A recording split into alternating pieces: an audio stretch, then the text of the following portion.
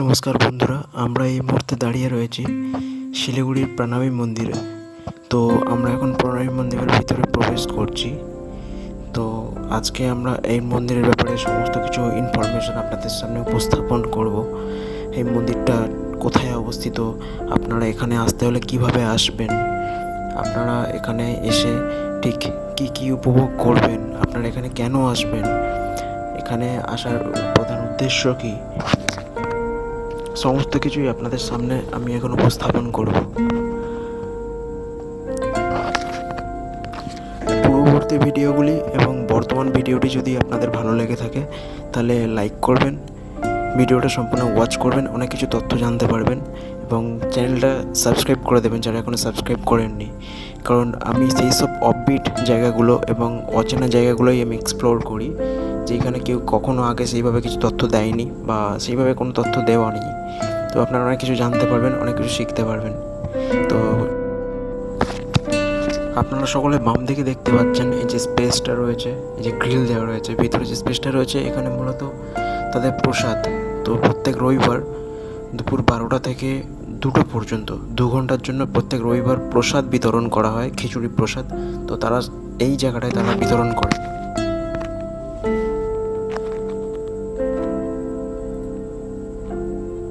এবার আপনারা ডান দিকে যে স্পেসটা দেখতে পাচ্ছেন, যে বিল্ডিংটা দেখতে পাচ্ছেন, এই বিল্ডিংটা হচ্ছে এখানকার চিকিৎসালয়। এখানে মন্দিরের অন্তর্বর্তীকালীন চিকিৎসালয়। তো এখানে আপনারা বিনামূল্যে চিকিৎসা করাতে পারেন। এবার বলে দিই এই প্রণামী মন্দিরে আপনারা কিভাবে আসবেন। তো এই প্রণামী মন্দিরে আসতে হলে আপনারা যারা শিলিগুড়ি বা তার আশপাশ থেকে যারা আসবেন, তারা আসতে হলে আপনারা প্রধানত আপনারা তেনজিং নোরকে বাস স্ট্যান্ডে আসবেন। ওখান থেকে পারলে আপনারা হেঁটেও আসতে পারেন। যদি আপনারা তেনজিং নোরকে বাস স্ট্যান্ডে আসেন বা জাংশন বাস স্ট্যান্ডে আসেন, সেক্ষেত্রে আপনাদের ওখান থেকে হেঁটে আসতে হবে মহানন্দা ব্রিজ টপকে আপনাদেরকে আসতে হবে সেবক মোড়েতে। সেবক মোড় থেকে কোনো দিকে বাঁকবেন না, একদম স্ট্রেট আসতে থাকবেন প্রায় 1.5 কিলোমিটারের মতো। 1.5 কিলোমিটারের মতো হাঁটার পর, অথবা যদি গাড়ি নিয়ে আসেন বা বাইক নিয়ে আসেন, বাট ওখান থেকে কোনো টোটো বা অটো নেন, তো সেই গাড়ির মধ্যে আপনাকে 1.5 কিলোমিটার পর্যন্ত আসার পর ওখানেই আপনি দেখতে পাবেন যে প্রণামী মন্দিরের একটা বিশেষ একটা বোর্ড দেওয়া রয়েছে। মন্দিরের আগের যে একটা মোড় আছে সেই মোড়টাতে রাস্তার মাঝে একদিকে আপ একদিকে ডাউন, আপ ডাউন রাস্তার মাঝখানে বড় করে বোর্ড দেওয়া রয়েছে প্রণামী টেম্পল দিস সাইড। তো আপনারা বোর্ডটা দেখেন, ওখান থেকে বুঝতেই পেরে যাবেন যে মন্দিরটা ওই দিকটায় করে রয়েছে। তো এবার ডান দিক নেওয়ার পর আপনারা সোজা গেলে প্রণামী মন্দির দেখতে পেয়ে যাবেন। তবে আজকে আমি একটা বিশেষ কথা বলবো, যারা বিশেষ করে বাঙালি রয়েছেন, এই মন্দিরটা মূলত হচ্ছে তাদের জন্যই, যারা অবাঙালি। যারা বিশেষ করে বাঙালি রয়েছেন তাদের এখানে আসাটা উচিত বলে আমি ঠিক মনে করি না, কারণ আমি কিছু হ্যারাসমেন্টের শিকার হয়েছি। তো আমার মনে হয় এটা সবাইকে সতর্কীকরণ করে দেওয়া উচিত। এমনিতে মন্দিরটা ভালো, ঠিকঠাকই আছে। তবে মন্দিরের যে প্রধান প্রিস্ট রয়েছেন, আমি ওনার নাম জানি না, ওনাকে পার্সোনালি আমি চিনিও না, তো ওনার ব্যবহার মোটেই ভালো না। তো কেন ভালো না এটা আমি কথা বলতে বলতে ভিডিওটা দেখতে থাকলে আপনারা বুঝতে পারবেন। আমি ভিডিওর মধ্যে বলে দেবো কেন ভালো না এবং কী কী সতর্কীকরণ নেওয়া উচিত এবং কেন আপনার যাওয়া উচিত নয় সেটা আমি ঠিক বলে দেব, এবং এটাও বলবো কেন যাওয়া উচিত। শিলিগুড়ি শহরের বুকে অবস্থিত এই প্রণামী মন্দির হলো একটি গুরুত্বপূর্ণ আধ্যাত্মিক কেন্দ্র, যা ভগবান কৃষ্ণের উপাসনার জন্য নিবেদিত হয়। এই মন্দিরের ইতিহাস গুরুজি শ্রী মঙ্গল দাসজি মহারাজের প্রচেষ্টার সাথে ঘনিষ্ঠভাবে জড়িত, যিনি মূলত 1940 সালে কালিম্পংয়ে এসেছিলেন। তো ওখান থেকে তিনি ঠিক করেন যে তিনি শিলিগুড়িতে সামনের যে স্পেসটা রয়েছে, এই ফাঁকা জায়গাটায় আপনারা আপনাদের জুতা খুলবেন। তারপরে দেখতে পাচ্ছেন সামনে যে বোর্ডটা রয়েছে বাম দিকে, এখানে হিন্দিতে লেখা রয়েছে, বিভিন্ন রকমের ডালা দেখা রয়েছে, যে 500 টাকা থেকে 5000 টাকা পর্যন্ত ডালা দেওয়া রয়েছে। আপনারা আপনাদের ইচ্ছা মতো এখানে ডোনেশন করতে পারেন বা ডালা নিতে পারেন, সেটা আপনাদের উপর নির্ভর করছে। তবে তবে ডালা নেওয়া যে বাধ্যতামূলক এরকমটা নয়। তবে ডালা না নিলেও একটা সমস্যা আছে, সেই সমস্যাটাই তুলে ধরা আমার উদ্দেশ্য, যেটার আমি মুখোমুখি হয়েছি। যে 500 টাকার ডালা মানে আপনাকে 500 টাকার ডালাই নিতে হবে। এবার আপনি যদি তার কম নেন তাহলে কী সমস্যার মুখোমুখি পড়তে পারেন সেটাই আমি তুলে ধরবো। তবে এটা সবার সাথে যে হবে তার কোনো মানে নেই। তবে হ্যাঁ, আমার সাথে হয়েছে। আশা করি অন্য কারোর সাথে যে না হয়, তো সেটাই সতর্ক করা আমার মূল উদ্দেশ্য। এবার জানা যাক এই মন্দিরের একটু ইতিহাস, মন্দিরের বৈশিষ্ট্য, মন্দিরের গুরুত্ব, মন্দিরের সমাজসেবামূলক কাজকর্মগুলো। তো এই মন্দিরের যে বৈশিষ্ট্যগুলি রয়েছে, তো প্রাণাবী মন্দির, শিলিগুড়ির প্রাণাবী মন্দির হলো মিশন স্রষ্টার একটি অংশ, যার লক্ষ্য আধ্যাত্মিক বৃদ্ধি, শিক্ষা এবং সমাজ কল্যাণমূলক কাজকর্ম প্রচার করা এবং সেই প্রচারগুলো সম্পন্ন করা। এই শিলিগুড়ি প্রাণাবী মন্দির কমপ্লেক্সে রয়েছে উপাসনা এবং আধ্যাত্মিক সমাবেশের জন্য একটি পবিত্র স্থান, স্কুল, অনাথ আশ্রম, হসপিটাল, গেস্ট হাউস এবং দুগ্ধ খামার। এটি হলো এখানকার মন্দিরের বিশেষ বৈশিষ্ট্য, তো যেটা সাধারণত সমস্ত মন্দিরে দেখা যায় না। তবে এখানে যে স্কুল রয়েছে, যারা ধরুন অনেকে আছে গরিব, তারা স্কুলের খরচ বহন করতে পারে না, তো তারা তাদের ছেলে মেয়েদের স্কুলে ভর্তি করতে পারেন। যারা অনেক বৃদ্ধ বা বৃদ্ধা বা অনেকে রয়েছে গরিব, তারা নিজেদের চিকিৎসা করাতে পারে না, তারা এইখানের কমপ্লেক্সে এসে যোগাযোগ করতে পারেন। তো এই মন্দিরের গুরুত্বের ব্যাপারে কিছু আলোচনা করা যাক। তো শিলিগুড়ি প্রাণাবী মন্দির একটি আধ্যাত্মিক কেন্দ্র, যা মানুষকে আধ্যাত্মিক জ্ঞান এবং শান্তি প্রদান করে। এটি একটি গুরুত্বপূর্ণ তীর্থস্থান, যা ভগবান শ্রীকৃষ্ণকে উৎসর্গ করা হয়েছে। তো এদের কিছু সমাজসেবামূলক কাজকর্ম রয়েছে, সেগুলোও একটু দেখে নেওয়া যাক। তো এখানকার মন্দিরের সমাজসেবামূলক কাজকর্মগুলোর মধ্যে রয়েছে মন্দিরটি বিভিন্ন কর্মকাণ্ডের সাথে জড়িত, যে সমস্ত ট্রাস্টগুলো সমাজসেবা করে, তো তাদের সাথে এরা কানেক্ট রয়েছে। যেমন কোনো বিপদে আপদে বা কোথাও ল্যান্ডস্লাইডিং হলে বা খুব বৃষ্টি হয়ে জল জমা হলে, তো সেই সমস্ত এলাকাগুলো এরা খাবার সরবরাহ করে থাকে, যাদের প্রয়োজন তাদের আশ্রয় দিয়ে থাকে। এছাড়াও যাদের শিক্ষার প্রয়োজন রয়েছে বা স্কুলে ভর্তি হতে পারে না, তাদের শিক্ষার ব্যবস্থা করে দিয়ে থাকে এরা।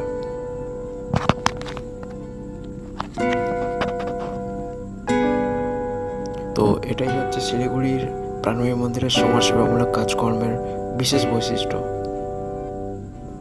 তো এছাড়াও এই শিলিগুড়ি প্রাণাবী মন্দিরের অনেক রকমের আরও অনেক কিছু গুরুত্ব রয়েছে। এবার সমস্ত গুরুত্ব তো ভিডিওতে তুলে ধরা সম্ভব নয়, বা সমস্ত কিছু যদি ভিডিওতে বলে দিই তাহলে অনেক আগ্রহ কমে যাবে। তো আমি আপনাদের সবসময় রেকমেন্ড করব যে আমি যে সমস্ত জায়গাগুলো আপনাদের সামনে উপস্থাপন করছি, সেইগুলো আপনারা চাইলে ইচ্ছা করলে ভিজিট করতে পারেন। একেবারেই বলা যায় অচেনা জায়গা, হয়তো যারা শিলিগুড়িতে বসবাস করেন তারা হয়তো প্রাণাবী মন্দিরের নাম অনেকে শুনেছেন, হয়তো বা অনেকে জানেন না। তবে হ্যাঁ, এটা তো নিশ্চিত পশ্চিমবঙ্গের অনেক মানুষই এই প্রাণাবী মন্দিরের কথা, ক্যাম্পাসের কথা জানেন না, শিলিগুড়ি ইস্কনের কথাও জানেন না। অনেকে জানে মায়াপুর ইস্কনের কথা, বাট শিলিগুড়ির প্রাণাবী মন্দির, শিলিগুড়ি ইস্কন, এগুলোর কথা অনেকে জানেই না। যাই হোক, এগুলোর ব্যাপারে পরে আবার আলোচনা করব। তো এই মন্দিরের কিছু প্রভাব রয়েছে, সেই প্রভাবগুলো সম্বন্ধেও একটু আমাদের অবগত হওয়া প্রয়োজন। শিলিগুড়ি প্রাণাবী মন্দিরের অনেক মানুষের জীবনে উল্লেখযোগ্যভাবে প্রভাব ফেলেছে, কিন্তু এটি ভক্তদের মধ্যে সম্প্রদায় এবং একাত্মার অনুভূতি প্রদান করেছে এবং তাদেরকে ভগবান কৃষ্ণের সাথে সংযোগ স্থাপনে সাহায্য করেছে। এখানকার যে সমস্ত ডেভোটিস বা ভক্তবৃন্দরা রয়েছে, তারা মনে করে যে এই প্রাণাবী মন্দির হলো একমাত্র আশ্রয়স্থল বা একমাত্র কানেক্টেড এরিয়া, তো ভগবান শ্রীকৃষ্ণ যিনি রয়েছেন, তো লর্ড কৃষ্ণের সাথে সংযোগ স্থাপন করার জন্য এই মন্দিরটা তারা একটা কানেকশন হিসাবে ব্যবহার করে। তো তাদের এটাই আস্থা এবং বিশ্বাস। তো এখানে আপনারা যখন ভিজিট করবেন দেখবেন অনেক ভক্তরই আনাগোনা রয়েছে, যদিও সেই পরিমাণে খুব একটা ভিড় হয় না, তবে রবিবার দিন কিন্তু এখানে ভালোই ভিড় হয়। তার একটা প্রধান কারণ রয়েছে, এখানে রবিবার দিন 12টা থেকে দুপুর 2টা পর্যন্ত এখানে খিচুড়ি ভোগ বিতরণ করা হয়, যেটা শ্রীকৃষ্ণকে প্রসাদ দেওয়ার পর তারপর এখানকার যে ডেভোটিজ বা যে জনগণ রয়েছে তাদের উদ্দেশ্যে বিতরণ করা হয়। তো আপনারা চাইলে এখানকার শ্রীকৃষ্ণের প্রসাদ গ্রহণ করতে পারেন রবিবার দিন দুপুর 12টা থেকে 2টার মধ্যে। তবে ওই দিনে একটু ভিড় হয় এখানে। এখানকার এই প্রাণময়ী মন্দিরের কার্যকলাপ স্থানীয় সম্প্রদায়ের উপরও ইতিবাচক প্রভাব ফেলেছে, কিন্তু যাদের প্রয়োজন তাদের সহায়তা করা এবং সহায়তা প্রদান করা এই মন্দিরের প্রধান লক্ষ্য। এবং এই মন্দিরের যারা ডেভোটিস আছেন তো তাদেরও সেটা লক্ষ্য বলে মনে করা হয়।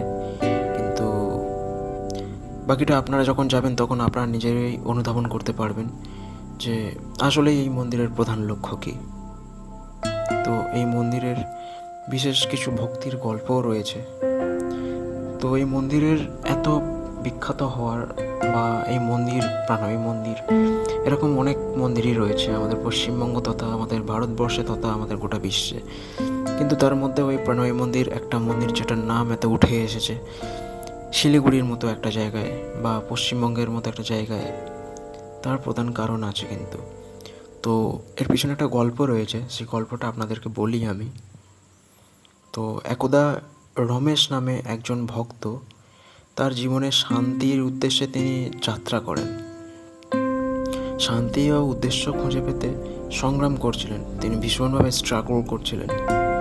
তো তখন তিনি খোঁজ পান শিলিগুড়ির প্রাণময়ী মন্দিরের কথা। তো তিনি শিলিগুড়ির প্রাণময়ী মন্দিরে পরিদর্শন করেন। তো এখানে পরিদর্শন করার পর তিনি মনে করেন বা তিনি অনুধাবন করতে পারেন বা রিয়েলাইজ করতে পারেন যে হ্যাঁ, তিনি প্রাণময়ী মন্দিরে আসার পর তিনি আধ্যাত্মিক জ্ঞান গ্রহণ করতে পারছেন, তিনি আধ্যাত্মিকতার সাথে যুক্ত হতে পারছেন, তিনি স্পিরিচুয়ালিটির সাথে যুক্ত হতে পারছেন। তো তখন তিনি শিলিগুড়ির প্রাণময়ী মন্দির পরিদর্শন করার পর এবং মন্দিরের শান্তিপূর্ণ পরিবেশ যেটা রয়েছে তিনি অনুধাবন করেন যে হ্যাঁ, এই শিলিগুড়ির প্রাণময়ী মন্দির খুবই শান্তিপূর্ণ এরিয়া।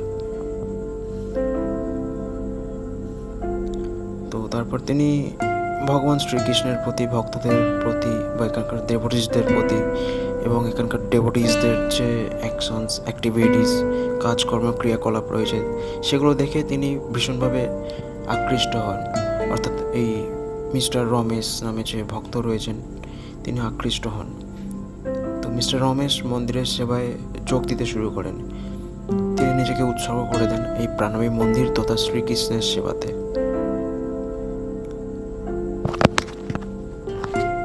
এবং এখানে মন্দিরের সেবা করতে করতে তিনি এটাও শুরু করেন যে ভগবান কৃষ্ণের শিক্ষা সম্পর্কে জানতে শুরু করেন। তিনি বিভিন্ন বই পড়তে শুরু করেন। তিনি মন্দিরের সম্প্রদায়ের মধ্যে সান্ত্বনা খুঁজে পান এবং উদ্দেশ্য ও আত্মীয়তার অনুভূতির অনুভব করতে শুরু করেন। ভগবান শ্রীকৃষ্ণের প্রতি তার ভক্তির মাধ্যমে রমেশ তার সংগ্রামগুলি কাটিয়ে উঠতে পারেন এবং শান্তি ও সুখ খুঁজে পেতে সক্ষম হন। শিলিগুড়ি প্রাণময়ী মন্দির হল উপাসনা, আধ্যাত্মিক বিকাশ এবং সমাজসেবার একটি স্থান। এটি মূলত ভক্তদের ভগবান শ্রীকৃষ্ণের সাথে সংযোগ স্থাপন এবং নির্দেশনা লাভের জন্য একটি শান্তিপূর্ণ পরিবেশ প্রদান করে। মন্দিরের কার্যক্রম অনেক মানুষের জীবনে ইতিবাচক প্রভাব ফেলেছে এবং এটি আধ্যাত্মিক বিকাশ এবং সমাজসেবা কামনাকারীদের জন্য অনুপ্রেরণা হয়ে দাঁড়িয়েছে বর্তমানে। তো আপনারা যারা চান তারা এই মন্দির পরিদর্শন করতে পারেন। তবে হ্যাঁ, আপনাদেরকে একটা কথা বলেছিলাম যে এই মন্দিরের পিছনে কিছু কাহিনী আছে, কেন আপনাদের এই মন্দির পরিদর্শন করা উচিত নয় সেই ব্যাপারে আপনাদের সাথে আমি কথা বলতে চাই। এই মন্দির পরিদর্শন করা উচিত না এই কারণে, আমি একদা এই মন্দিরে গিয়েছিলাম 1 সপ্তাহ আগে। তো তখন একজন এখানকার যে পূজারী রয়েছেন সম্ভবত উনি প্রধান পুরোহিত। তো এই প্রধান পুরোহিত কি হয়, আমার পোশাক দেখে বিচার করেন আমি সম্ভবত মুসলিম, যদিও আমি মোটে মুসলিম নই, বা আমি হিন্দু, মুসলিম, জিউ, খ্রিস্টান এগুলো সম্পর্কে আমি অতটা বিভেদ করি না। মানে আমি আমার ধর্মটাকে ব্যক্তিগত রাখি সব সময়তেই। তো তিনি কি করেন, আমাকে মুসলিম ভেবে তিনি যেটা করেন, আমার পোশাক দেখে তিনি ভাবেন যে মুসলিম। তো তখন তিনি বলেন, আপনি কেন এখানে বসে আছেন আমাকে বলে। আমি বলি, আমি ভক্তির খোঁজে বসে আছি। তখন তিনি আমাকে এমন কিছু কথা বলেন যেটা আমি এই মুহূর্তে এখানে বলতে পারছি না, বললে কিছু অসুবিধাও হতে পারে। তো তার কথা শুনে আমি মন্দির থেকে সঙ্গে সঙ্গে বেরিয়ে যেতে বাধ্য হই। তো আপনারা এই মন্দিরে গেলেন অবশ্যই একটু